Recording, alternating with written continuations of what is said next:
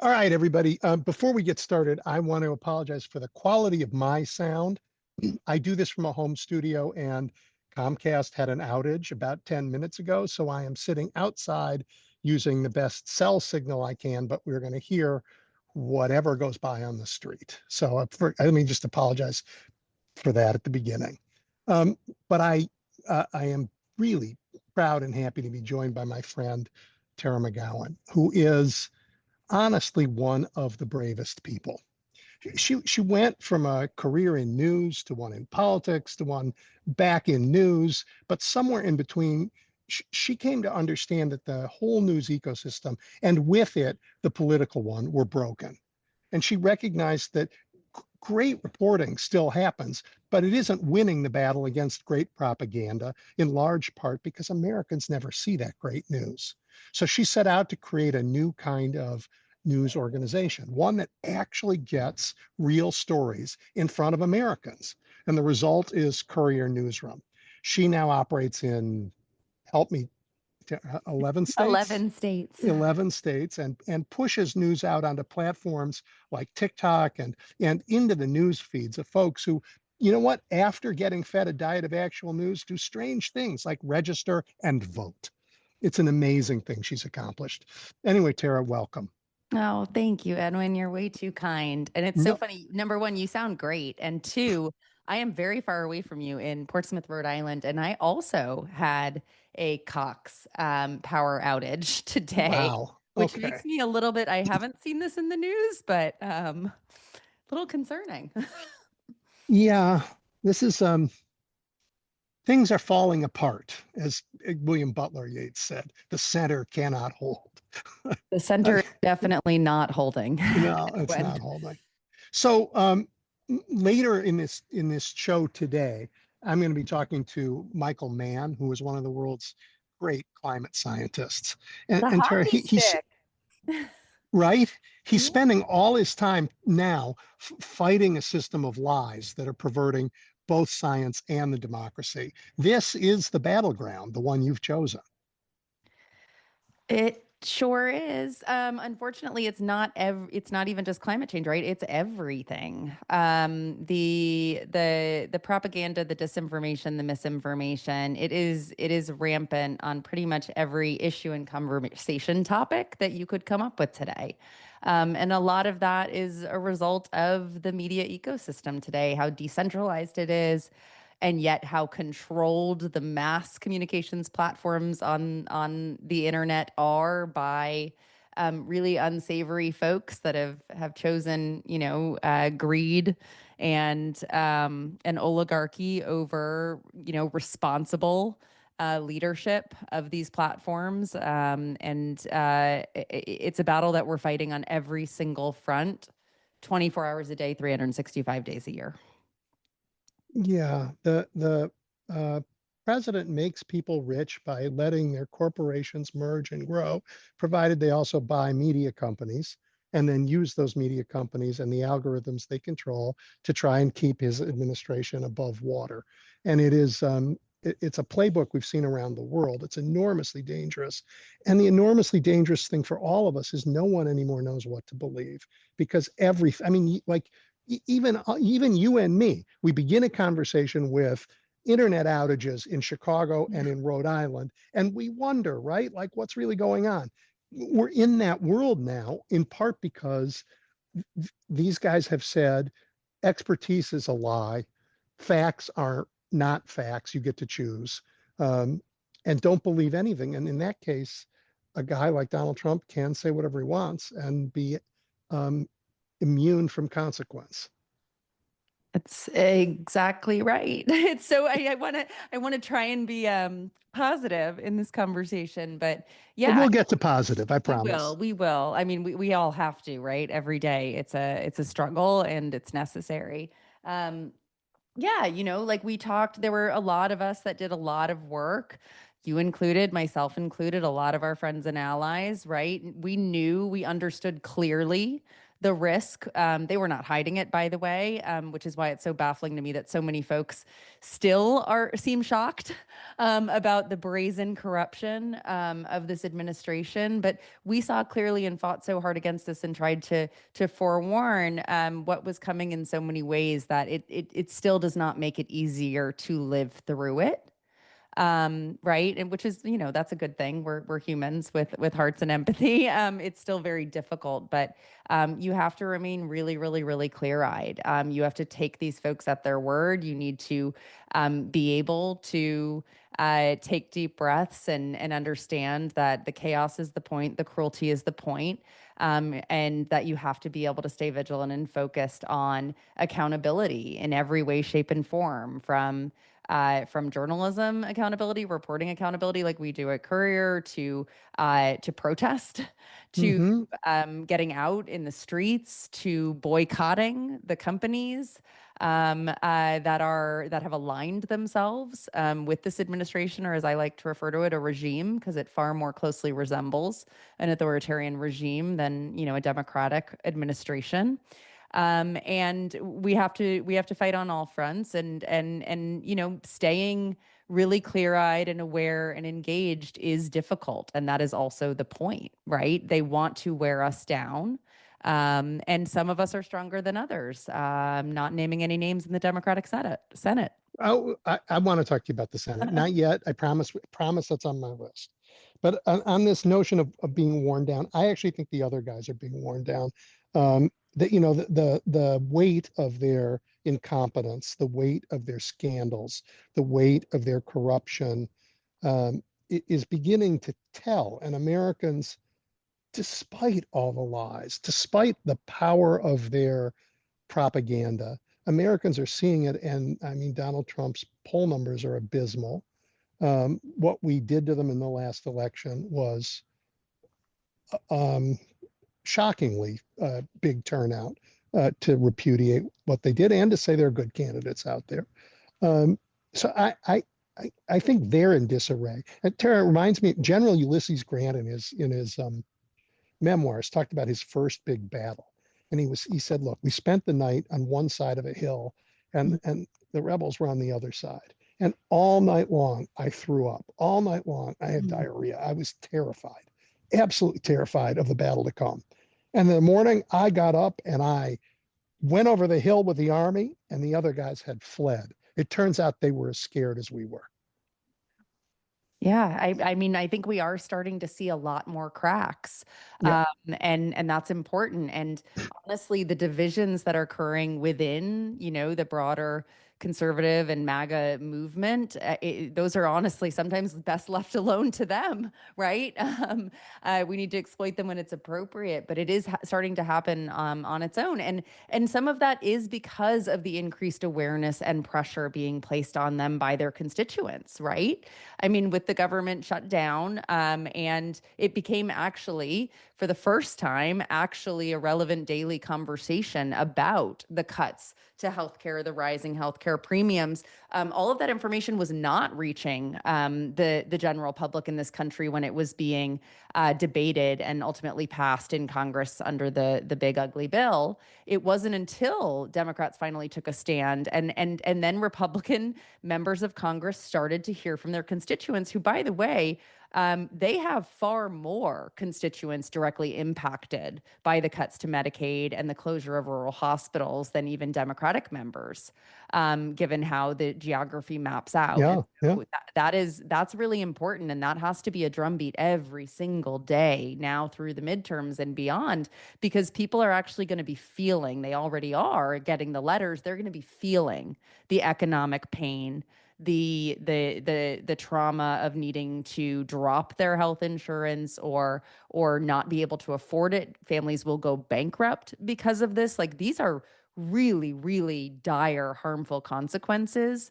And they cannot place blame on Democrats for this. And a lot of the members are becoming very woke to that. Yeah. Good choice of words. Yes. You see, the MAGA coalition has these two parts: the oligarchs who want to own everything, and who Donald Trump loves and wants to be with, That's the world he wants, and he wants to line his own pocket. And then there were the ordinary Americans who thought, look, government hasn't worked for me for a while, and he's going to take care of us.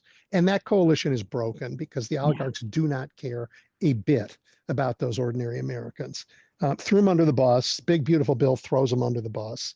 But they were lying about it, lying about it. And this crack could become an enormous opportunity to build a political movement that starts to take care of, starts to create opportunity for Americans again.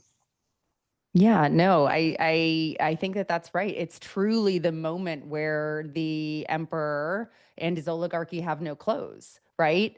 Oh, Because that's an image I don't want in my head. I'm really sorry. I know none of us do.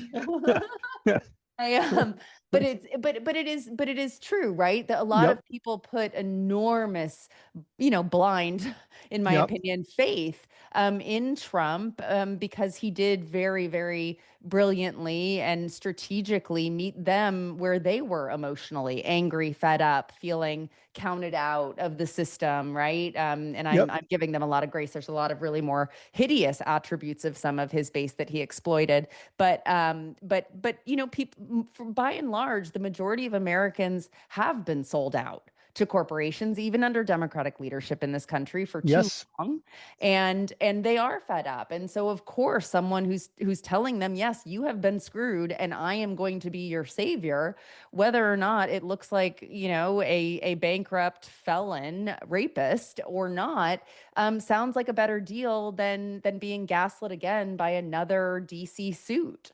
yep, I frankly think it is actually able to be reduced to that. And that's why it's not about partisanship or party ID anymore. It's really not. The same people who voted for Trump are voting for people like Zohran Mamdani and Graham Plattner. yep.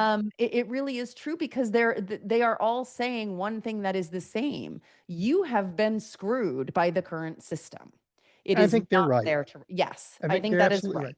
So I think the partisan part of this, if there is one, is that Democrats have a chance to build a party that addresses that and to work for Americans again. And I do not believe the Republican Party has that chance because of its oligarchy that's so deep into it. I just don't think it could ever do that anymore.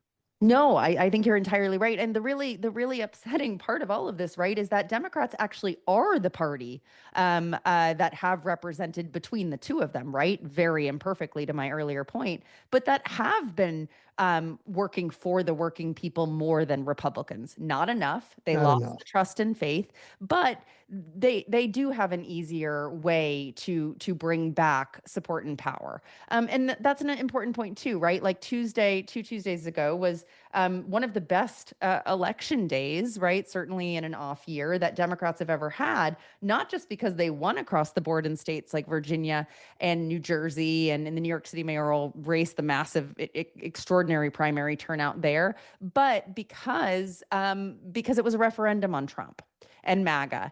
And so this also happened after 2016, and Democrats made a Hmm. massive mistake at that point because they had this hubris that it had something to do with them. And it really didn't.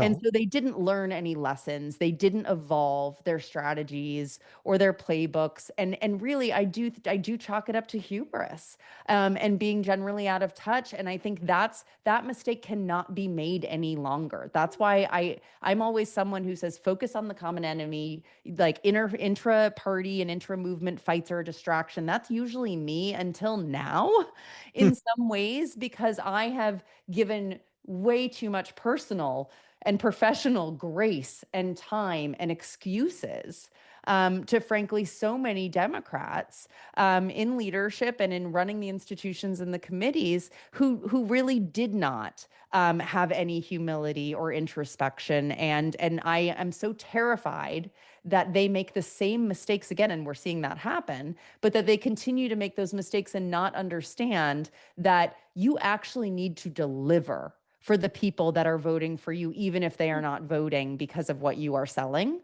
and they are voting against something that is hurting them explicitly. And we, in order for all of us to get out of the pendulum swing of every election cycle being a change election, somebody has got to deliver right? for the I mean, this, American people. I totally, I mean, this, the older I get, the more amazed I am at FDR. Yes. Just, I Yes. mean, there was a huge fascist movement when he was president too, and he stared him down and he said the power to do this good is going to come from doing it for the American people in a way that I can explain every day, that people will understand that we're working together to make the country better. And I think there's a hunger for that again in the country. And one more thing about that.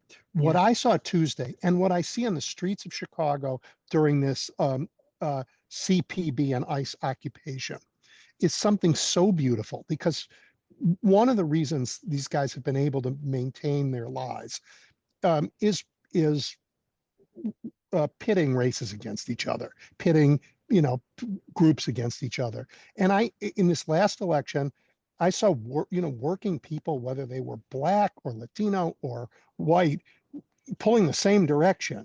And on the streets in my city, I'm seeing an attack on immigrants and a defense that looks like everybody. And that is a very positive sign, I think. No, I absolutely agree. I think that this is our biggest opportunity to, I mean, I worry about the mechanics of it a bit, but I do believe that there is a very big and growing movement in this country for a different way. Yeah. Yep.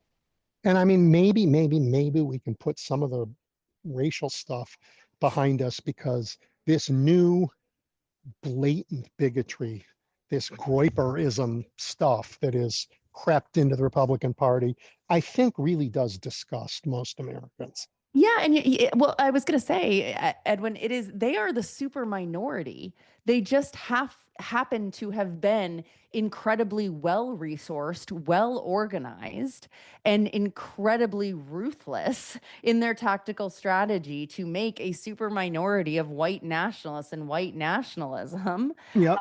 take over the federal government and the Supreme Court and many state legislatures in this country. Like that, right? That's a part of how we got here that often doesn't get enough mainstream traction. But like Leonard Leo is one of the most dangerous and effective evil people in the world. Like, he doesn't get the same notoriety as Stephen Miller, who deserves every ounce of it that he gets, but he really did rig the Supreme Court.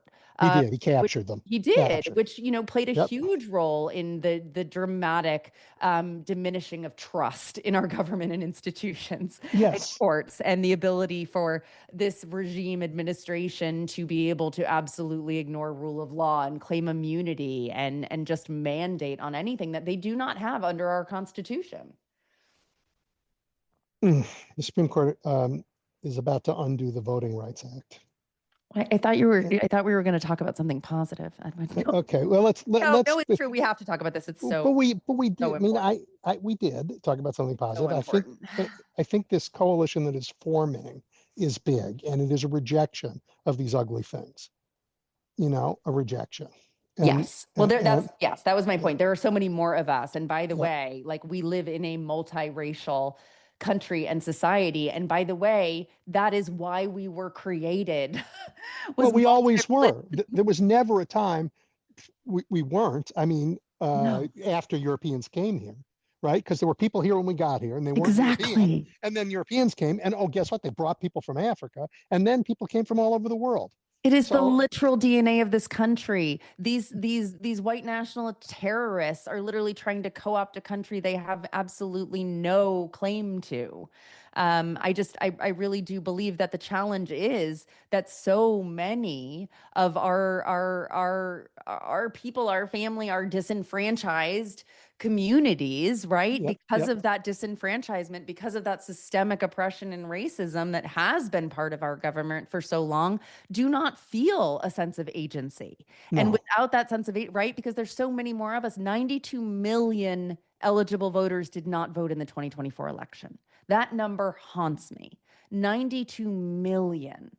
There are so many more people who believe in the promise of this country, but who have absolutely lost faith in its governing system.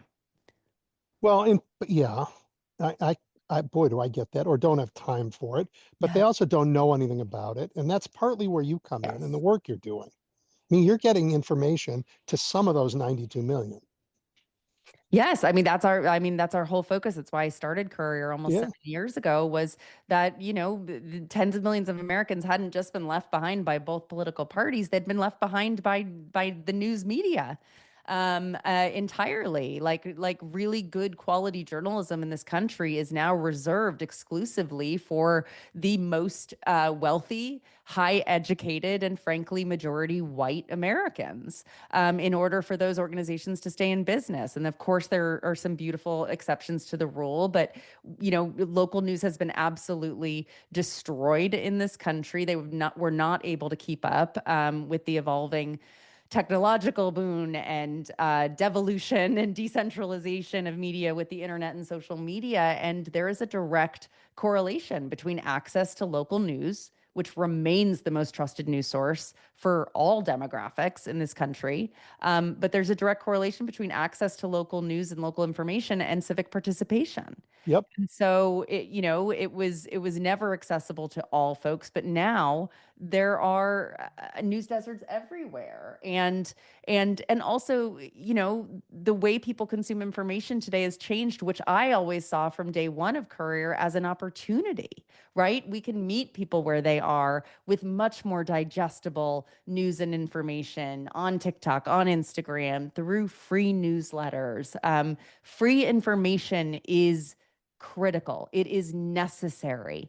It is mission critical to democracy, and there is too little of it that is actually factual and has integrity and trusted messengers and really seasoned and trained journalists and creators. And so that's the problem we're trying to solve. It's a right. massive problem. I want to be very clear. It Well, should it's not a just be one organization, no. right? We need a I mean, lot more couriers. it's expensive to tell the truth. Yes.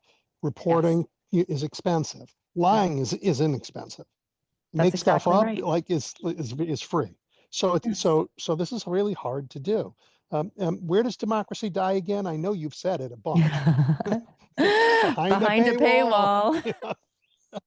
paywall. So I mean, that's one of the reasons why I like radio, That's right? I I mean, love radio. I love radio. People can just listen, and but broadcast is tough, and most broadcast outlets, because the right wing knows this, are owned by the right wing. That's certainly true of most of local television stations in America, and God knows the our little tiny voice here does not compete with right wing talk radio. So yeah, yep, Well, yep, it's a yep, start, it's a start, and it matters. We have to be everywhere the way that they have been. everywhere. And we have to have brave billionaires because frankly, you said it, it's expensive. The right does not have a smarter business strategy. They just have more people who have a financial incentive to win the information war, to win the political and cultural war, to make themselves richer. It's a very simple equation. It's very difficult to convince billionaires to invest deeply in a media ecosystem that truly has to be completely altruistic. Because when progressives are in power, they're going to pay more taxes, That's right. And and they should. and they'll also have more customers because Americans will be able to afford things again. But that's a tougher sell. I get it. It's a Yes. much tougher sell. All right, let's go where I promised we would go. The Senate, they did all the. I'm proud of the Democrats. They did all the things they should have done. They raised all of these issues. They stuck together. And then I'm not happy with how this shutdown ended. And I know you're not happy with it either.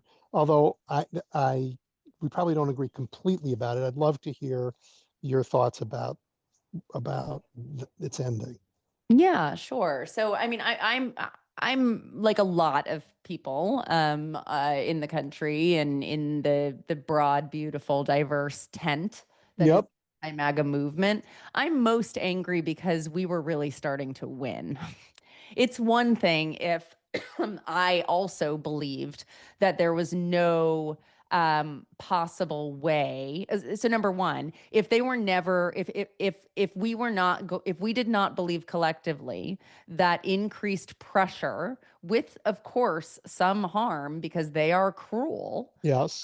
imposed on the American people, we from day one of the shutdown, you had to believe that it was possible to hold the line and apply enough pressure for them to come to the table and negotiate some level of compromise, right? And so that's what's so frustrating, is that we were building pressure. They were freaking out. And I do think, and I don't know for certain, but I am concerned that the timing of the cave was such that Trump was starting to apply increased pressure on Republicans in the Senate to abolish the filibuster. And that is something that there is bipartisan agreement about among some Democratic senators and Republican senators, that they want to prevent. And I believe that the filibuster should be abolished. Me too. And I think that's really important, because I actually think that it wasn't just how empathetic the 8 senators who caved were about their specific constituents and the outsized impacts on the federal firings and back pay of the government shutdown and the SNAP cuts. All of these things were horrible, to be clear. No Democrat is defending um, keeping the government closed for a long period of time, or the cruelty that Trump was imposing without need to not allow the SNAP benefits to be given. And so I think that's a bit of a cop out, because yes, of course, that makes them look very empathetic in why they caved. I actually think there was something else going on. And that's what I'm most frustrated about. Yeah. And And you think that thing might have been the filibuster? I I think think it was the it might have filibuster. been the public sector unions. It might have I, been a lot of things, but Of course, there's a yep, lot of things. And look, at this point, we all need to move forward. I am not somebody who typically would belabor a point like this. It is not useful for that intra-party yep. fighting, but I do believe this is not over, right? They got a pinky promise that we all know was from Republicans, that they're going to negotiate with them on the ACA subsidies and on the healthcare cuts. We all know that they're not. We all know that something They is not didn't say that. They said they'd have a vote right. Exactly. They said that they'd have a vote, not that in they the would Senate. exactly. Exactly. And so Yeah, it won't so it's going pass. nowhere. Yeah, Exactly. And so that's what I mean, is yeah. it meant nothing. And I hate that the Democrats that caved actually did a media tour defending that, because they So just look so out of touch. here's what I think, and it's a little different than that. Um, what I think is, here we're having this conversation through a phone because the internet's out, and Yeah. somebody's calling me, and I want to hit the button to get rid of them, but I'm worried if I hit that, I'm going to Don't merge them in, or maybe, I well, don't know, who is it? right. So I'm not going to do anything and just let it go. I don't know who it is. Okay. So here's my concern is this: the job of an elected leader is to be part of and to lead this movement of people to a better place. It's also part to do the job in the legislative body you're in. So in the Senate, the job is you make deals with the other side and you make the best deal you can make. But at this moment, the bigger job was to stand with your movement on the outside. Yes. And these guys got confused about what job they had at the moment, and they went back. They defaulted to their old comfortable Senate That's role of, hey, correct. can we cut a deal? And Americans are like, are you?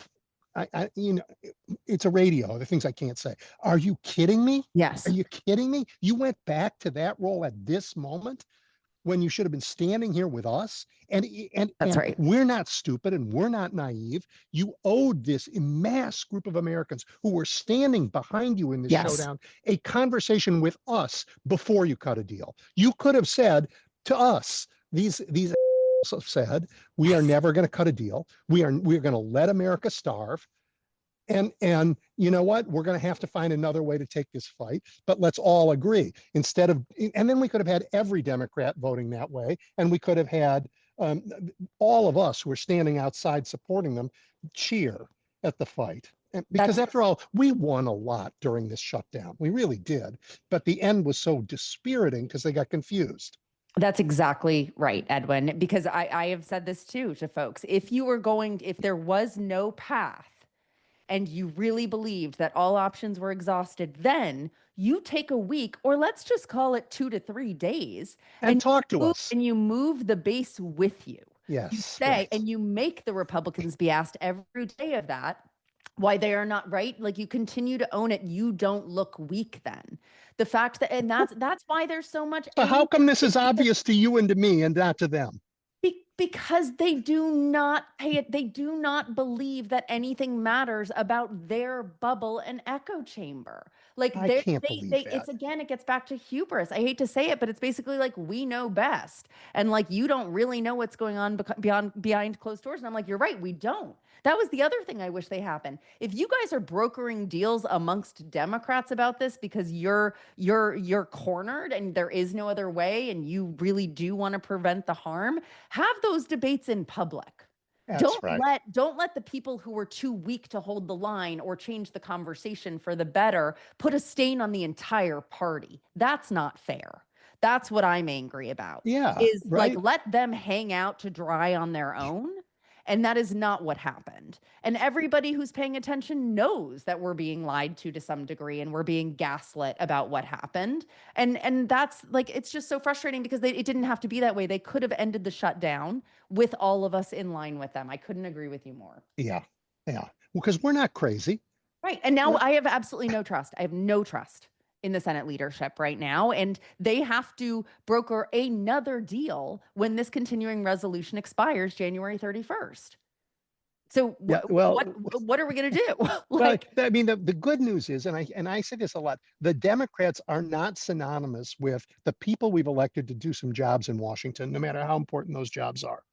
They're the people who were standing next to me to the left and my right at a bunch of rallies this year. They're the people who voted yes, on Tuesday, right? They're people all over the country who want the government to do what Democrats know they can do. And it's a pretty diverse crowd. I mean, the yes. election in Manhattan and the election in Virginia were not the same, although both want to try different strategies to solve normal people's problems. That's right. No, one of the most heartbreaking things I have not been able to get out of my head when people started to find out about the caving was somebody being like, we had people, including family members of mine, this person said, go to a food pantry for the first time and knew that they were doing it and were not angry like that the just the humiliation, the like the shame that people were made to feel in a moment where they understood why this fight was happening, right? So many people came out being like, why did you put us through this? It's just honestly, it comes down to what it always comes down to, Edwin, a massive communications fail, if not a political fail. Yeah, yeah. I mean, courage failed too. Of course. And I mean, you know that American soldiers in Germany were going to food pantries in Germany because they weren't being paid, and the German reporters reported on it, and it was such, I mean, like, Yeah. hello, these food pantries are for us. That's why we're doing it. The American soldiers, thank you for being stationed in our country, but seriously, you're going to our food pantries? That was an embarrassment for everybody, and I just think the colossal dangers of a federal government real collapse also got to them. And the federal government, this administration has done a lot to stress the federal government. You had Doge wreck a bunch of agencies, and a president appoint people who have no capacity to lead any of these agencies. And then you had the shutdown. I mean, people have had to worry that, okay, well, social security checks won't go out. We'll never be able to just do the basic functions of government because they've so badly stressed it. That's all they've done is just wreck. I mean, I guess that's a feature and a flaw. It's a terrible flaw while they stay in power, but it will let us build it back in a new and different and better way, not like it used to be.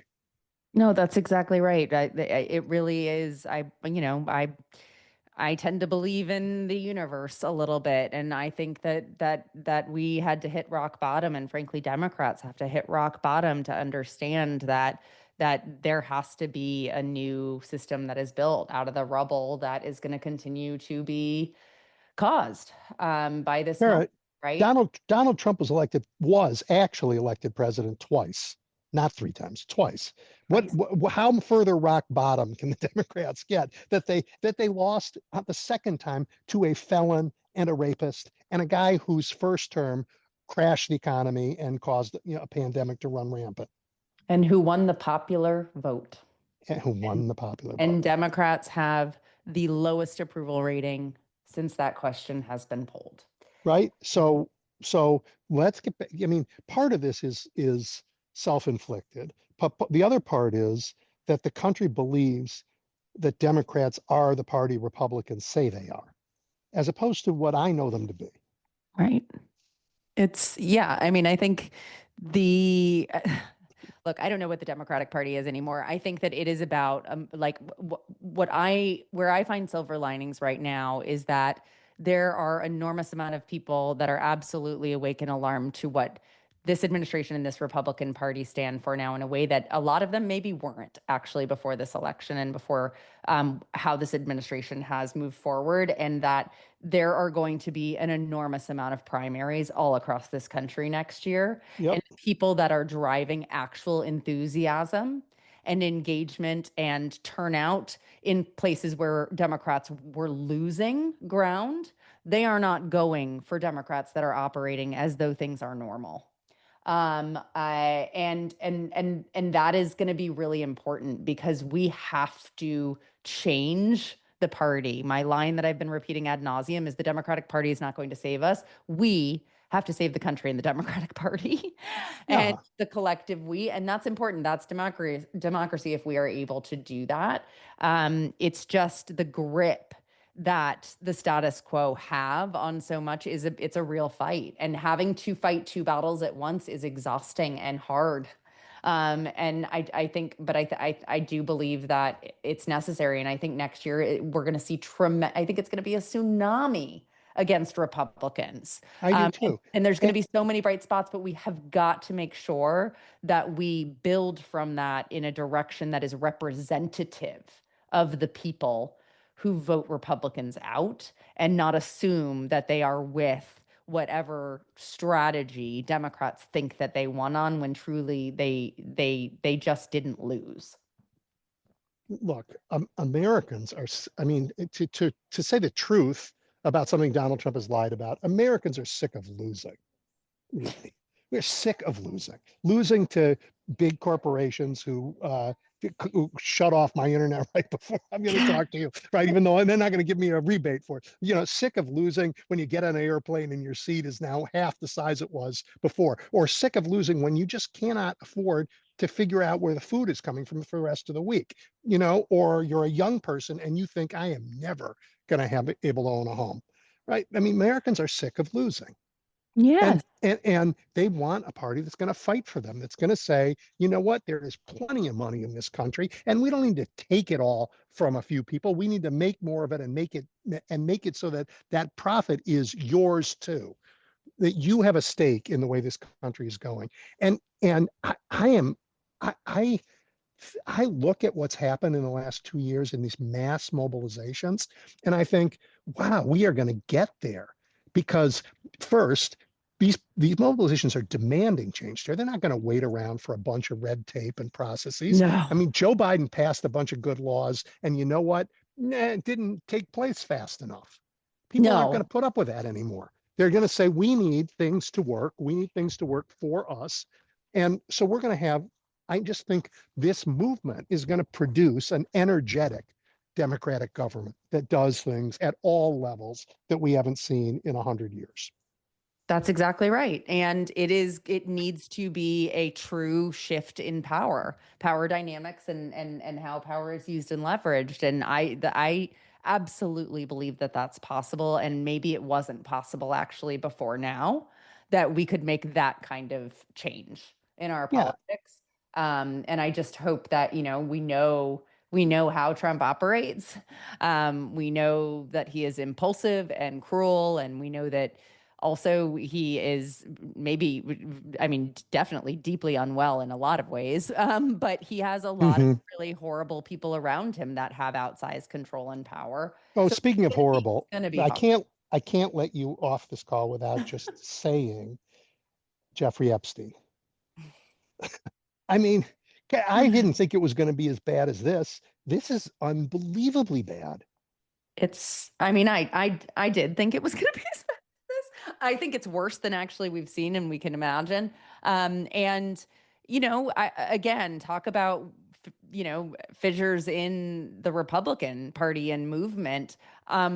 There are some really brave Republicans standing up and being like, I am sorry, protecting pedophiles is a bridge too Oh, far. yeah, that takes courage, right? That Oh, really? it In this world, that shouldn't. takes courage. Yeah. Well, So here's what. when So just imagine this with me. The House votes. They're going to vote to release the files. The yes, Senate, it's going to go to the Senate. I think the Senate might vote to release the files, and then Donald Trump's going to veto it. of course. He's going to say, we have to move on. Too many important things. I'm at war in Venezuela. We can't do this now. And he's going to veto it. And I mean, how is that? How is it possible that the day he vetoes it, he isn't finished and every Republican walk away from it? That's right. We can never, you're absolutely right, though. He's never going to let the files be released, and we can never let this go. I mean, I'm sure he's promising Pam Bondi and Kash Patel and everybody else that if they burn them and destroy them all, he'll pardon them. But Oh, of course, but they've already, this is the thing. This is where they are idiots, right? Because they did not, like, for the biggest cover up in US political history, and it truly is, they didn't cover up very well. no, Like, they have been like absolutely spiraling in public, on cable news, on the internet. Like, it has not been a controlled narrative from them at all. Like, the worst, messiest cover up I've ever seen. And so it won't matter. Like, they've already lost the trust of some of their base, where this was their number one issue. Their number right? one issue was justice and accountability here. And I also am really grateful that, like, that like people are coming together to be like, absolutely not, because guess what? Trump was absolutely a part of that ring.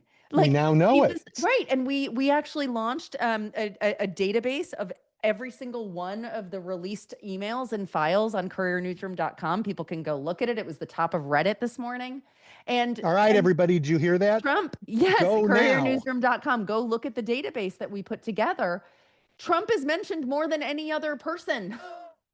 Like, more than any other person. Tim Walz retweeted it and said, that's an awful lot for someone who claims to be innocent. Like, this is a massive, massive scandal and cover up. He is absolutely guilty of something. He is acting like it. And so this is really important. We need Republicans and more Republicans to feel pressured, because that's the only question that matters, is, are you willing to stand by and protect a pedophile? Are you? Or dozens of them, even Or, worse. I mean, dozens of them. Right. It's I just, mean, and Kash Patel and Tom, whatever his name is, Bongiorno, whatever that guy is, Bongino, who've made their careers banging the table saying, pull up your big boy pants and show us the data. And now they're part of hiding the data. well, I mean, that's my Seriously? theory. That's my theory on why he put them in those positions, Yeah. right? He was like, oh, your bases will believe you when you tell them there's nothing there, because you're the ones who ratcheted it up. And look how that fell apart. Like I said, if Democrats cannot win the biggest election ever, I mean, I know we have to protect the elections because they'll do anything they can to mess with them. And I've seen what they do with troops in a city because I've seen it in my city. They will be all over polling places, I'm afraid. Of And we are course. just going to have to be the bravest voters ever.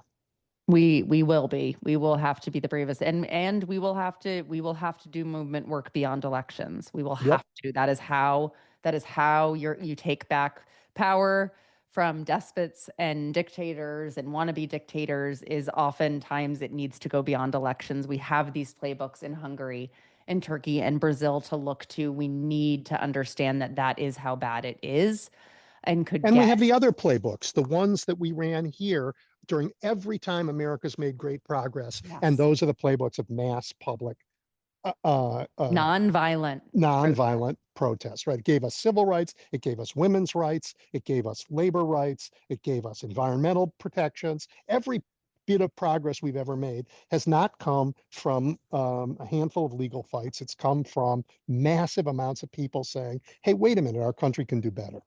Absolutely. Absolutely. It's people And to be power. That's what we successful, need. they need information. So just take a minute and tell people how they can support COURIER.